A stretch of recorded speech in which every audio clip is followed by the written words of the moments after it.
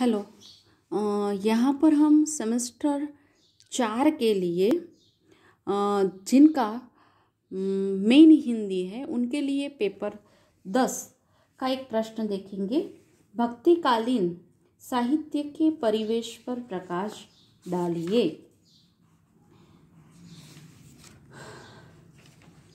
इसको ऐसे भी पूछा जा सकता है कि भक्ति आंदोलन की पृष्ठभूमि स्पष्ट करते हुए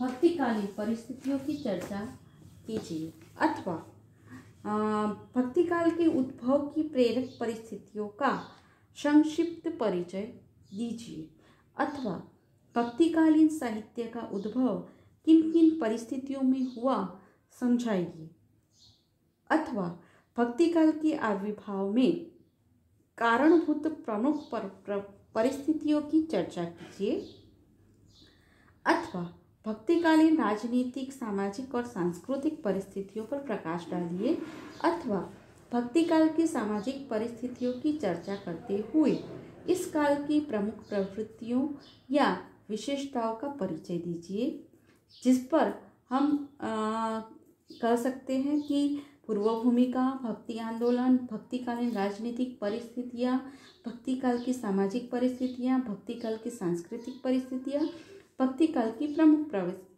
प्रवृत्तियाँ, और उपसंहार के रूप में हम इस प्रश्न के उत्तर को देखेंगे।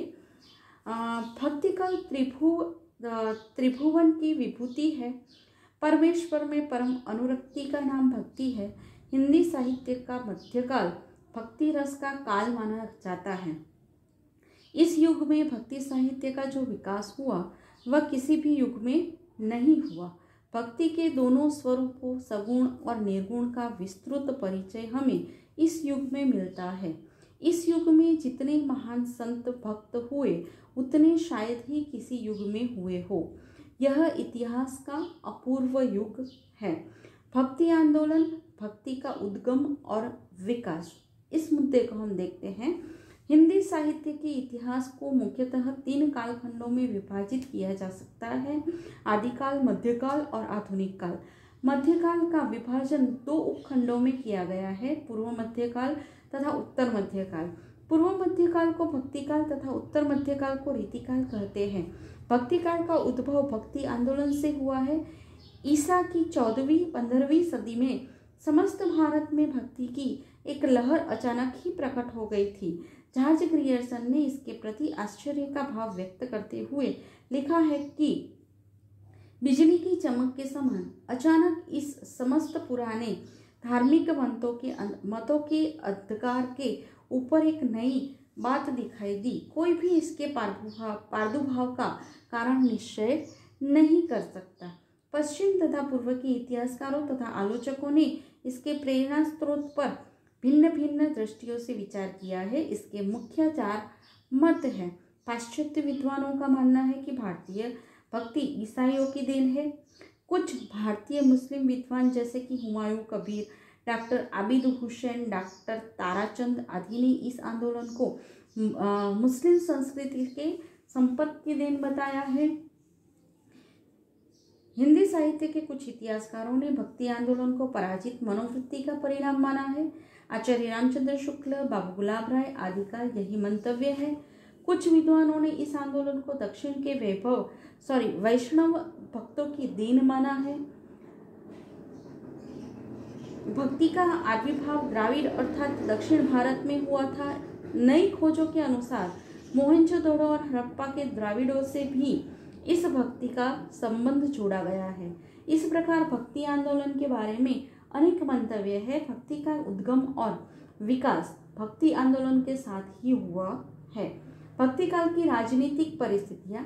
अब भक्ति काल के पूर्वार्ध में दिल्ली पर तुगलक एवं लोधी वंश के मुसलमानों ने शासन किया और उत्तरार्ध में मुगल वंश के बाबर, हुमायूं, अकबर, जहांगीर और शाहजहां ने मोहम्मद गोरी और द्वारा भारत के विजित प्रदेशों पर तुर्कों की सल्तनत स्थापित की थी। इस प्रकार राजनीतिक दृष्टि से पूर्व मध्यकाल अथवा भक्तिकाल का आरंभ दिल्ली के सुल्तान मोहम्मद बिन तुगलक के शासनकाल में हुआ था। इसके बाद दिल्ली पर सैयद वंश का शासन स्थापित हुआ, किंतु इस वंश के किसी सुल्तान ने राजकीय स्थिरता का विशेष प्रयास नहीं किया और राजसत्ता लोदी वंश के हाथ में चली गई। इस वंश के अंतिम सुल्तान इब्राहिम लोदी ने मुगलों के साथ भीषण युद्ध किया, किंतु अंत में वह हार गया। उसके शासनकाल में ही मालवा, गुजरात, बंगाल आदि राज्य स्वतंत्र हो चुके थे। 15वीं शताब्दी के मध्य भाग में पठानों ने दिल्ली पर कब्जा किया और बिहार में भी उन्होंने अपना प्रभाव जमाया, परंतु भारत में पठान साम्राज्य की स्थापना वे न कर पाए। 16वीं शताब्दी के मध्य में बाबर ने दिल्ली पर आक्रमण करके मुगल सल्तनत की नींव डाली।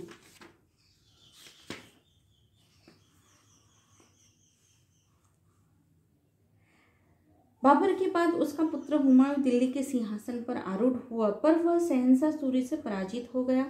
कुछ समय तक सूरी साम्राज्य का शासन चलता रहा।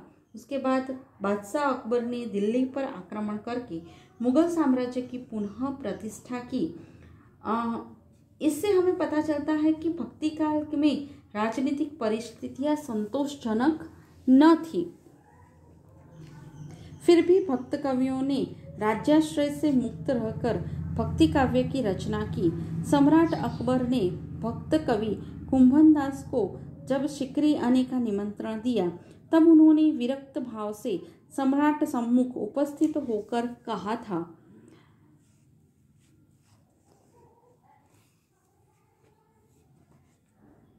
भक्तन को कहाँ सिकरी सौ काम, आवत जावत पनहैया, टूटी विसरी गयो हरिनाम। इस प्रकार भक्तिकाल की राजनीतिक परिस्थितियां अस्थिर थी, फिर भी भक्त कवि अपने आराध्य के प्रति अनुरक्त थे। अतः भक्ति साहित्य को निराशामय राजनीतिक परिस्थितियों की उपज कहना भ्रामक है। इस युग के मुस्लिम शासकों ने हिंदू जनता पर महान अत्याचार किए, किंतु वे परस्पर भी लड़ते रहे। अब हम देखते हैं भक्ति काल की सामाजिक परिस्थितियां।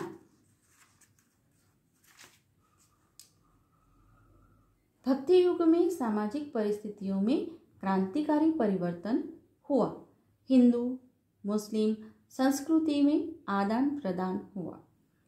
एक ही परिवार के व्यक्ति कुछ हिंदू बने हैं और कुछ मुसलमान बन गए। उस समय तक हिंदू मुसलमानों में परस्पर विवाह हो जाते थे, किंतु शनेह शनेह जाति पाति के बंधन कठोर होते जा रहे थे। इस युग में हिंदुओं में ऊंच नीच का भेद आया। पर्दे तथा बाल विवाह का प्रचलन हुआ। कुछ मुस्लिम शासकों में रूप लिप्सा एवं काम पिपासा का आधिक्य था। वे हिंदुओं के साथ कठोर व्यवहार करते थे। अलाउद्दीन उसका प्रत्यक्ष उदाहरण है। मुगल शासक अधिक चतुर और दूरदर्शी थे। उन्होंने अपने शासन को दृढ़ करने के लिए धार्मिक पक्षपात को दूर कर हिंदुओं को साम्राज्य में के ऊंचे ऊंचे पदों पर नियुक्त किया, किंतु औरंगजेब इस परंपरा को बनाए न रख सका और मुगल साम्राज्य के पतन का कारण बना।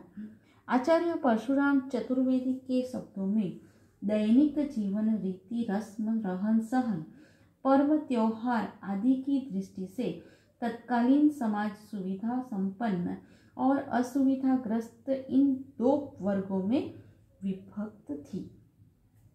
प्रथम वर्ग में राजा महाराजा सुल्तान अमीर सामंत और सेठ साहूकार आते थे, जिनमें मनमाने ढंग से वैभव प्रदर्शन की उल्लासपूर्ण प्रवृत्ति पाई जाती थी।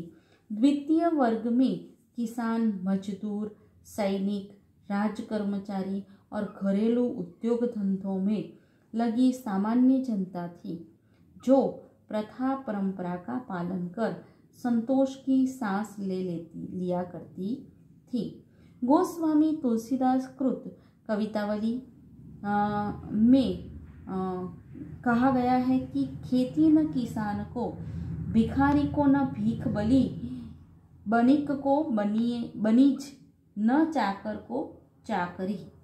इस प्रकार सामंती संस्कृति में समाज शोषक और शोषित वर्ग में बट गया। भक्तिकालीन कवियों ने समाज के आर्थिक पहलू का अधिक निरूपण नहीं किया।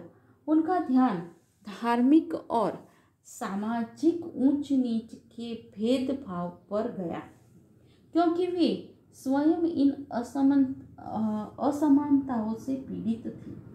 कबीरदास ने निम्न वर्ग में व्याप्त दीनता की भावना को दूर करते उन्हें सहज अखंडता का आध्यात्मिक उपदेश दिया। अब हम देखते हैं भक्तिकाल की धार्मिक सांस्कृतिक परिस्थितियां। भक्तिकाल के प्रारंभ में भारतीय समाज संघर्षमय धार्मिक चेतना की परिस्थितियों से गुजर रहा था। उस युग में एक ओर वैदिक संप्रदाय था तो दूसरी ओर इनका विरोधी नाथ सिद्ध संप्रदाय ब्राह्मण धर्म का विरोध कर रहा था। बौद्ध धर्म हीनयान और महायान दो वर्गों में बट चुका था। भक्ति युग में वैष्णव धर्म ने भक्ति को अपना साधन बनाकर लोकप्रियता प्राप्त की। उपासना को भक्ति का यह रूप शुद्ध ज्ञान के सूक्ष्म रूप की तुलना में स्थूल एवं ग्राह्य था। इसमें वैयक्तिक साधना लोक कल्याण को केवल लक्ष्य बनाकर चली। सांस्कृतिक दृष्टि से भक्ति काल में विभिन्न संस्कृतियों का सुंदर समन्वय हुआ है। आचार्य परशुराम चतुर्वेदी के मतानुसार सांस्कृतिक चेतना की सर्वश्रेष्ठ अभिव्यक्ति सार्वभौम सत्य के आधार पर प्रतिष्ठित धार्मिक भावना और दार्शनिक चिंताधारा है। मध्य युग में हिंदू समाज के दो वर्ग हमारे सामने आते हैं, एक शास्त्रों का समर्थक वर्ग और दूसरा परंपरागत मान्यताओं का संतोषक वर्ग। दूसरे वर्ग के लोग ब्राह्मचारों को विशेष महत्व देते थे। मध्ययुगीन संतों ने बाह्याचारों का कड़े शब्दों में विरोध किया है।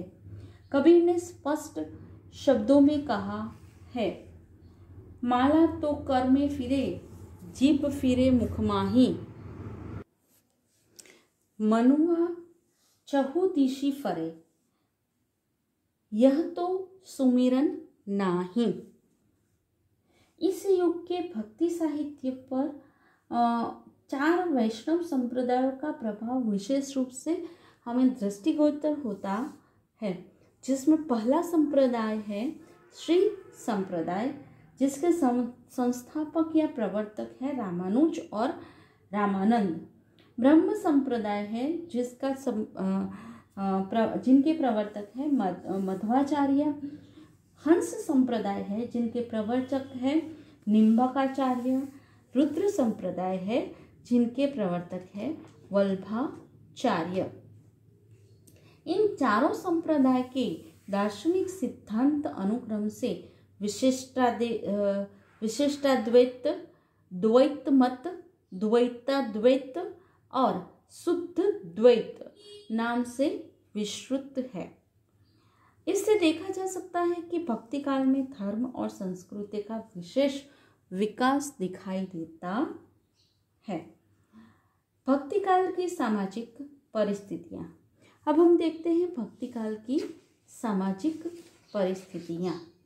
भक्ति परक समान भावनाओं के आधार पर ही 14वीं शताब्दी से 17वीं शताब्दी के मध्य भाग तक हिंदी साहित्य को भक्ति साहित्य की संज्ञा दी गई है। अब हम भक्तिकालीन काव्य की प्रमुख समान भावनाओं का स्वरूप विवेचन इस काल के कवियों की रचनाओं के आधार पर करेंगे।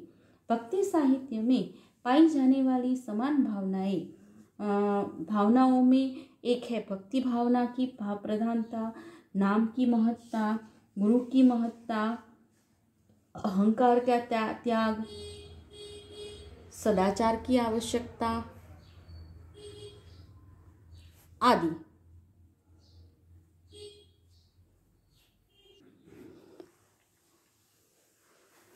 भक्ति भावना का प्राधान्य पांचों संप्रदायों में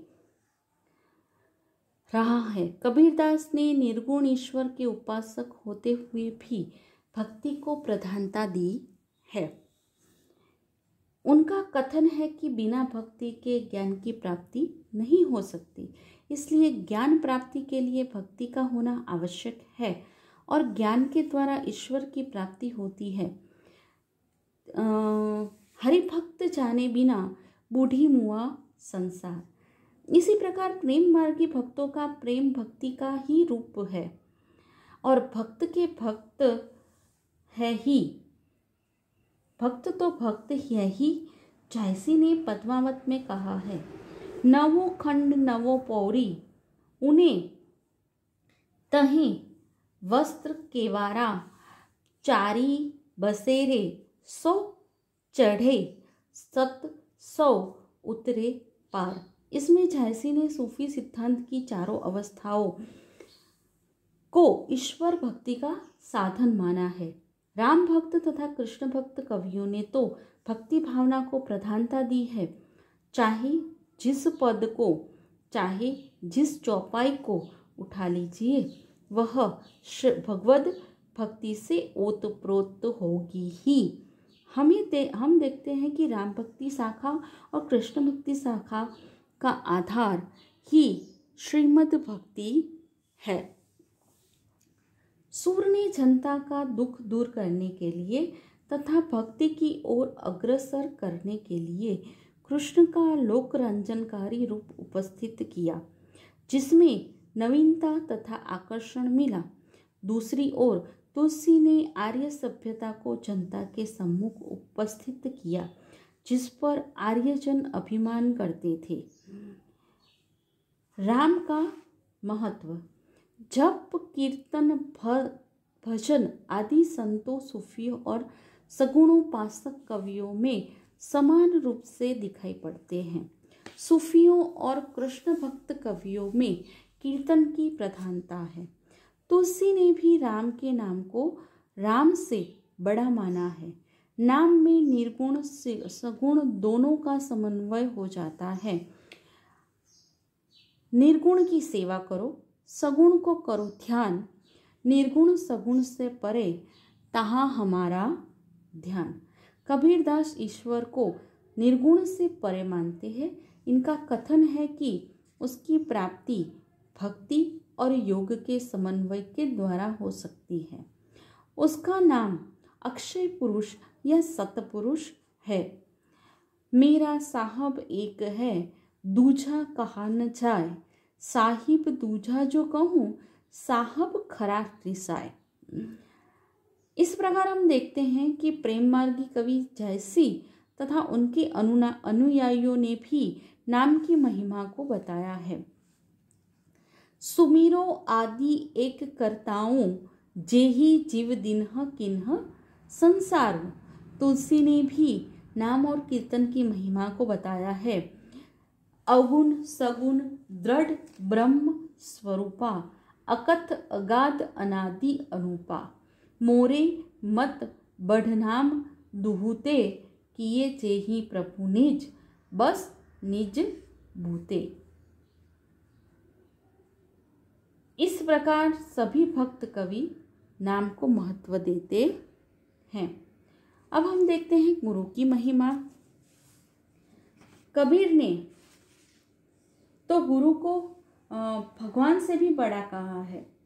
गुरु गोविंद दो खड़े, काको लागू पाए, बलिहारी व गुरु की, जिन गोविंद दिया मिलाए।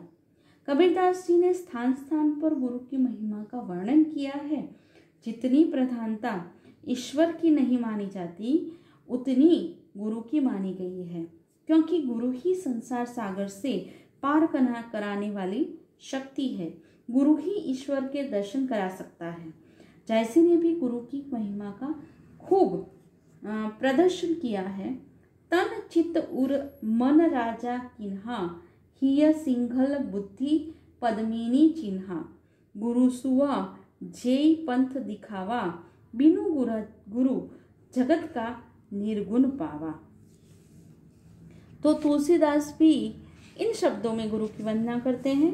बंदो गुरु पद कंच, कृपा सिंधु नर रूपी हरि, महामोह तमपुंज, झासु वचन रवि कर निकरी। तुलसीदास जी ने मानस के आरंभ में गुरु महिमा का वर्णन किया है। कृष्ण भक्त शिरोमणि महात्मा सूरदास जी ने भी अपने गुरु वल्लभाचार्य जी की महिमा का वर्णन सूर सागर में किया है।